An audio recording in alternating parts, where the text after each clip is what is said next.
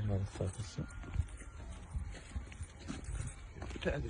بسم الله الرحمن الرحيم. طبعا شكر موصول الى صاحب الشكوى المواطن اللي متعاون ويانا. طبعا هاي اول مره يصير عندنا مواطن يجي يشتكي يقول اكو شخص متجاوز على انبوب الماي ومسوي بحيره ومسوي ديزل لاغراض السقي، وهاي الزرع مالته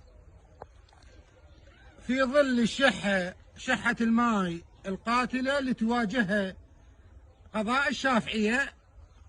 صور هاي البحيره الحديث لاهالي الشافعيه على المواطن، هم يحكمون على هاي المواطن اللي مسوي بحيره وجاي يجي المزروعات من نخيل من زيت من شعير من حنطه على ماي الاساله، على ماء اهل الشافعيه، على حصه المواطن.